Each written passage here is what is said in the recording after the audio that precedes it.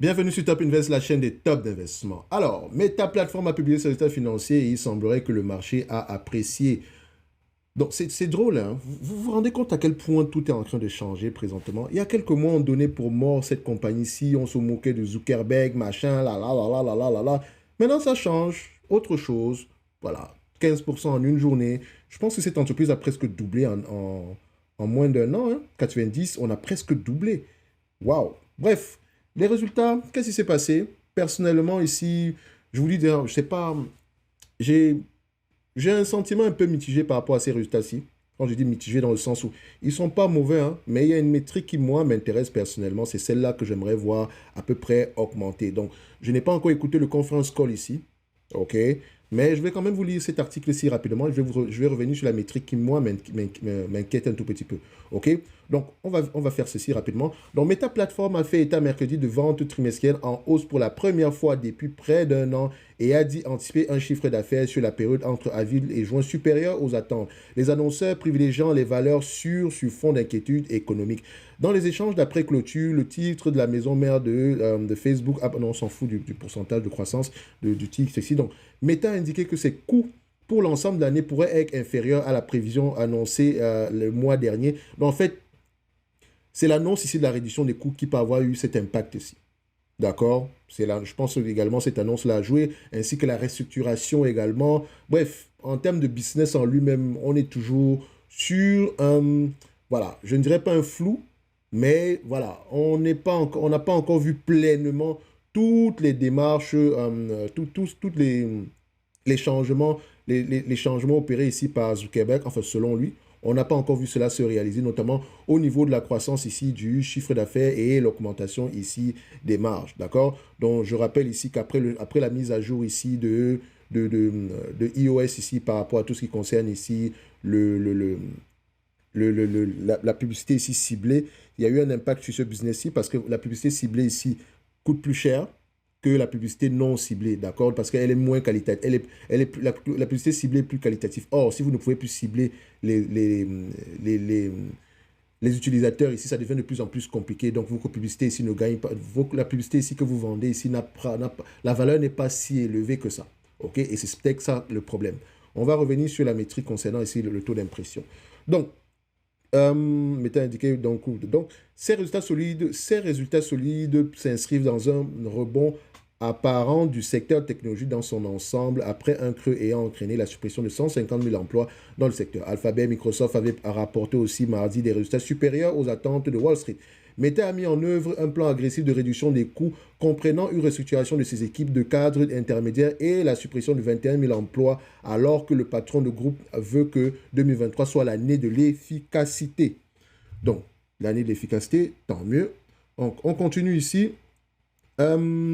Voilà, donc si un investissement massif est effectué dans le domaine de l'intelligence artificielle, parce que n'oubliez pas, Meta investit également massivement dessus, et ça depuis plusieurs années, le géant technologique a revu à la baisse la fourchette de sa prévision de dépenses annuelles entre 86 milliards et 90 milliards de dollars, contre 86 milliards et 92 milliards de dollars précédemment. Donc, à peu près 2 milliards en moins par rapport à notre fourchette ici, la plus élevée. Donc, le chiffre d'affaires compris entre 29,5 et 32 milliards de dollars ici est anticipé pour le trimestre en cours, tandis que les analystes s'attendaient à du 29,53. Sur la période de janvier à mars, le bénéfice net de Meta a reculé de 2,2 dollars par action ici, contre 2,112 dollars un an plus tôt, mais c'est toutefois établi au-dessus du consensus qui ressortait à 2,03 par action. Donc le chiffre d'affaires du groupe a progressé de 3% à 28 milliards, alors que Wall Street tablait à 27 milliards.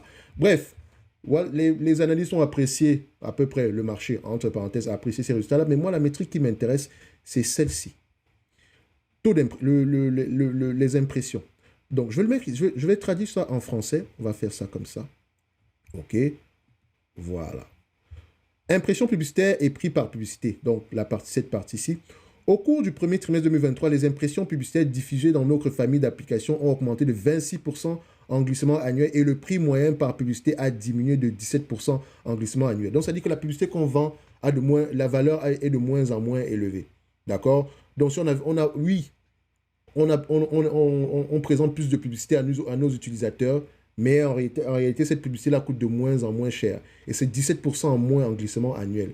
Et ça, c'est une métrique qui m'inquiète. Enfin, je ne dirais pas inquiéter, mais j'aimerais voir cette métrique-là aller dans le sens positif. Oui, si le volume augmente en termes d'impression, j'aimerais également voir que le prix reste à peu près aux alentours de 1, que le pourcentage ici en termes de prix ne diminue pas, augmente plutôt. OK? Maintenant, il faut voir, est-ce que c'est une stratégie du management? Quelle est la raison pour laquelle le taux d'impression reste toujours à ce niveau-là? Parce que ça fait 2 ou 3 trimestres qu'on est à peu près à ce niveau-là. Donc, c'est ce que je vais aller poser comme question quand je lis à peu près les rapports financiers de la compagnie ici. Enfin, quand je vais écouter le conference call, parce qu'en fait, lire les rapports financiers, c'est la partie, c'est très rapide, d'accord? C'est surtout écouter le conference call, essayer de voir à peu près est-ce que ça colle par rapport à ce qu'on avait mentionné précédemment, parce qu'il faut garder à peu près une mémoire de ce qu'on a déjà eu à entendre précédemment, ok? Donc, c'est la restructuration qui fait plaisir au marché ici. Et si vous vous rappelez, il y a très longtemps, parfois on a fait plusieurs vidéos sur Facebook, ce qui est bien en fait, parce que vous savez qu'on est positif sur cette compagnie depuis très très longtemps. Et au plus bas ici, je vous avais dit qu'il suffit juste que Zuckerberg ralentisse au niveau des dépenses et vous allez voir que le marché va changer complètement. D'accord? Et quand vous avez vu, par rapport aux dépenses ici engagées par Zuckerberg, je vous avais dit que c'était une dépense ici enfin, c'était une dépense ici, c'était des coûts variables. Donc, ce sont des éléments qu'on va avoir tendance ici à supprimer à long terme, une fois qu'on aura terminé, une fois qu'on aura réalisé les différents projets qu'on a présentement en cours. OK? Donc, il faut faire attention ici. C'est pour ça qu'il faut toujours regarder ici le poste dépenses ici, essayer de voir, OK, les dépenses sont augmentées où? Pourquoi? Est-ce que c'est durable? Est-ce que c'est temporaire? OK? Est-ce qu'on est surpris des résultats actuels? Non, pas du tout. Par rapport à l'évaluation de cette compagnie, ici, on va faire simple. Hein. C'est un business assez prévisible. OK? On s'attend à ce que 2023 soit à peu près une année assez compliquée. Il faut également voir que la publicité ici va avoir tendance à diminuer. OK? Donc, c'est un business qui peut se changer à 25 fois les bénéfices même. On va même mettre 20 fois les bénéfices. Soyons gentils. Prenons ici, on s'attend à peu près à du 16,21 d'ici 2025. Par rapport au prix actuel, actuellement, nous sommes à combien? Ça, c'était hier. Donc, actuellement, l'entreprise cote à combien? Elle cote à combien en date d'aujourd'hui? Meta ici, Meta cote à 238 $ à l'action, disons 239. Donc, on divise ça ici par 239, divisé par 239. On est à peu près un rendement sur coût d'acquisition aux alentours de 6,78%. D'accord? Ça va. Assez correct. OK? Donc, vu que si on a pris 20 fois les bénéfices ici, en réalité, c'est 5% de rendement qu'on devait avoir. Donc, il y a encore un potentiel ici de croissance aux alentours de 35%. Parce que à peu près le 16,21 $ ici, fois 20 fois les bénéfices uniquement, on sera à peu près aux alentours de 324. Donc, Meta peut même aller aux alentours des 324 $ l'action si elle revient à rapporter à peu près 16 $ par action. Et attention, on rachète également les actions. Il me semble qu'ils ont institué également un rachat d'actions. Bref, je ne sais pas, il faut aller vérifier ça ici. Mais voilà, on a une entreprise qui reste également assez intéressante ici aujourd'hui. Et vous voyez à quel point le marché peut changer du jour au lendemain. Je vais regarder à peu près le consensus ici. Regardez. Oui, on baissait. Voilà, on avait un consensus ici avec un target price ici aux alentours de 154 $ l'action. Et boum, subitement, on se retrouve à 233. Bof. C'est pour ça, par exemple, quand vous prenez en exemple ici le target des analystes, ce n'est pas le target des analystes qui est important. Quel est le multiple de valorisation qu'ils ont utilisé pour arriver à ce target-là? Quelles sont les hypothèses derrière? D'accord? Donc, comme je l'ai dit toujours ici, quand je fais ce genre de vidéo, en fait, ce n'est pas le prix qui devrait vous intéresser. Quand je vais dire, OK, 320 $ l'action, ce sont les éléments que j'ai utilisés pour arriver à 320 $ l'action. C'est ça qui est important. Quand je parle de 324 $ l'action, vous savez que je prends en considération 16,21 $, bénéfice net attendu d'ici 2025 si l'entreprise continue à livrer la marchandise. Donc, on est déjà dans la guesstimation. OK? S'il faut prendre uniquement en considération les bénéfices nets attendus en 2023, d'accord, on sera aux alentours de 200 $ l'action, à 20 fois les bénéfices. Et c'est un business qui ne peut pas se négocier à moins de 20 fois les bénéfices. Vous êtes fous? Vous voulez payer Meta à moins de 20 fois les bénéfices. On vous proposait cette entreprise ici à 10 fois les bénéfices et c'était la fin du monde. C'est la même chose. Et je répète encore, c'est la même chose avec du Téléperformance, c'est la même chose avec du Stellantis. Il y a toujours du pessimisme quand il y a une opportunité d'investissement. À vous de pouvoir déterminer ici si c'est raisonnable ou pas. On ne poursuit pas les opportunités d'investissement, on les attend sur place. Qu'est-ce que vous voulez que je vous dise ici de négatif sur Meta? Je sais par exemple que les résultats sont corrects, mais également, moi, la métrique qui m'intéresse, je vous l'ai mentionné ici, c'est celle-là que moi je vais continuer à suivre. 2 milliards d'utilisateurs, c'est pas 0 $, c'est pas 0 $, c'est pas 1 million d'utilisateurs. Donc, quand on compare ici Facebook, TikTok, machin, oui, TikTok est assez puissant, hein, qu'on se dise la vérité. Mais dites-vous qu'il y a de la place également pour Meta. Elle n'a pas besoin de faire la même chose que TikTok. OK? Mais il y a de la place pour Meta également. Ce sont les entreprises comme les Snapchat, Pinterest, c'est elles là qui doivent à peu près paniquer. OK? Sinon, si ce n'est que pour Facebook, là, ça va. Je pense même que la plateforme elle est sous-exploitée. D'accord? Elle a énormément de potentiel, sauf que voilà, je ne sais pas quelle est la stratégie de Zuckerberg, mais je vous avais dit dès le début que cette affaire de métavers, etc., on n'investit pas dans Facebook, mais dans Meta plateforme pour le métavers. Et quand vous regardez même les dépenses ici sont liées à l'infrastructure, au niveau du cloud, au niveau de l'intelligence artificielle, et non dans le métavers en lui-même qui n'est qu'un... Voilà, on a peut-être dépensé énormément d'argent pour mettre en place cette infrastructure-là en date d'aujourd'hui, d'accord, mais ce sont des coûts fixes, c'est une charge en une fois, ok, ça nous donne, on a déjà l'infrastructure, on peut commencer à travailler dessus, on n'a pas besoin de dépenser à nouveau cet argent-là, ok, bref, toujours assez confiant par rapport à cette compagnie-ci, comme je l'ai toujours dit les amis, vous pouvez voir, on reste assez constant au niveau de l'optimisme sur cette compagnie. Elle va avoir tendance à payer les dividendes tôt ou tard. Ne vous inquiétez pas par rapport à ça. Aujourd'hui, si elle venait à vous distribuer la totalité des bénéfices nets en dividendes, vous aurez à peu près 5% de rendement. Et on vous a proposé la même entreprise, je dis bien la même entreprise, à 10% de rendement. 10. Donc, c'est-à-dire que par rapport au prix qui était affiché ici, si elle venait à vous distribuer la totalité des bénéfices nets attendus en 2023 ici, vous aurez eu un rendement de 10%. Aujourd'hui, vous l'achetez à 5%. Et jusqu'aujourd'hui, elle semble, pour moi, elle reste, voilà, elle est légèrement sous-évaluée. On va le dire comme ça. Au prix actuel, je l'achète correct par rapport aux prévisions de 2023 ici. Et je continue à suivre l'entreprise. C'est une belle entité, les amis. Comme je l'ai dit toujours, quand il y a du pessimisme ambiant, c'est là-bas qu'il faut aller chercher les opportunités. D'accord? C'est à ces niveaux-là qu'il faut aller chercher les opportunités. Donc, identifier à peu près les secteurs où on est le plus pessimiste ici. Beaucoup de gens me posent la question de savoir, Stellantis, pourquoi est-ce que ça ne monte pas? Pourquoi tu voudrais que ça monte?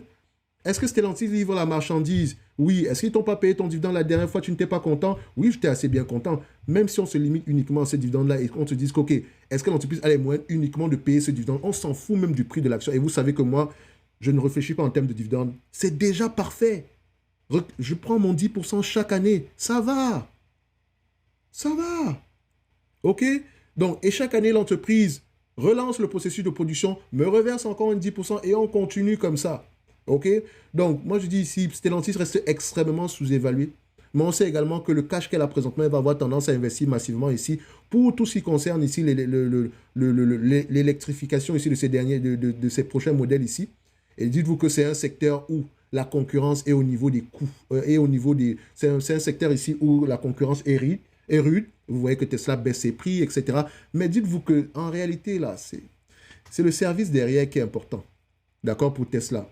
D'accord, pour Stellantis, maintenant, je ne sais pas. D'accord, mais si ce n'est qu'un vendeur de voitures, de véhicules et qu'on se limite là, le prix actuel est très, très intéressant. Pourquoi est-ce que tu voudrais que du jour au lendemain, ça monte à 30 euros? Si du jour au lendemain, si je l'achète en date d'aujourd'hui et que demain, on me vend ça à 30 euros, vous serez les premiers à dire que oui, si je savais, j'allais acheter plus. Et je ne suis pas en train de vous inciter à aller acheter du Stellantis. Je vous encourage à lire un tout petit peu plus dessus. OK? C'est très important. Vous allez remarquer également ici que STM Microélectronique est en train de chuter en bourse. Je pense également qu'on m'a posé la question par rapport à cette compagnie-là. C'est quoi la raison? C'est la question qu'on se pose déjà. Soitec également chute, alors que tout le monde était optimiste par rapport à ces différentes entités. Est-ce qu'elles vont mourir? Est-ce qu'elles vont pas livrer la marchandise? Posez-vous la question, est-ce que c'est un ralentissement temporaire? Est-ce que cette entreprise-ci, en 2025, sera meilleure que celle d'aujourd'hui ou bien pire que celle d'aujourd'hui? Est-ce qu'on n'aura pas la même entité avec de meilleurs fondamentaux du point de vue ici qualitatif? C'est la question qu'il faut se poser. Moi, je continue à penser que... Enfin, j'irai voir à peu près au niveau des résultats qui se passent ici. Mais voilà, il y a de grandes chances que ces segments d'activité s'y performent bien dans le futur. Tout simplement avec le fait que Taïwan, avec tout ce qui se passe dans le segment ici des semi-conducteurs, comme je l'ai souvent dit ici, hein, il y a un livre que vous devrez lire. C'est très important. Parfois, c'est bien de lire les livres sur des investissements, etc. Mais Chippewa Walmerk ici, ce livre-ci est important. Il est intéressant à lire. Je vous encourage d'ailleurs à le faire. Il y a également un livre, je vous mentionne toujours ce livre-là, Engine Move. Voilà. Les amis, lisez ce livre. L'impact de l'innovation technologique sur une compagnie, vous allez voir un peu à quoi ça ressemble en fait. Enfin, l'impact de l'innovation technologique en bourse sur les compagnies cotées en bourse, vous allez voir ce que ça implique généralement. Il y a toujours beaucoup d'optimisme. Après ça, piou, le pessimisme va s'installer et c'est pendant la période de pessimisme qu'on va faire les bons deals. OK? Donc aujourd'hui, ce n'est pas la peine d'être excité par l'hydrogène ou je ne sais pas quoi. Facebook aujourd'hui, au début, tout le monde était excité. Une fois qu'on a fait le changement aussi au niveau du iOS, vous pensez vraiment que 2 milliards d'utilisateurs, ça bouge du jour au lendemain? L'être humain ici quand nous avons une habitude ici, nous avons tendance à la garder, même qu'elle soit bonne ou mauvaise. OK? Il est très difficile de changer cette habitude-là. Les gens ont l'habitude, vous qui n'utilisez pas Facebook, ne pensez pas qu'il y a d'autres personnes qui n'utilisent pas Facebook. Comme je l'ai souvent mentionné ici, que dans les pays autres que l'Amérique du Nord et l'Europe, les gens utilisent massivement Facebook. Ils font du business avec Facebook, avec WhatsApp. Ils font des millions de dollars avec ces deux entités-là. Instagram aujourd'hui, concurrence, voilà. Toutes les personnes qui sont sur TikTok vont sur Instagram ou bien ouvrent également un compte YouTube. OK? Donc, toutes ces plateformes-là se complètent. Toutes se complètent. OK?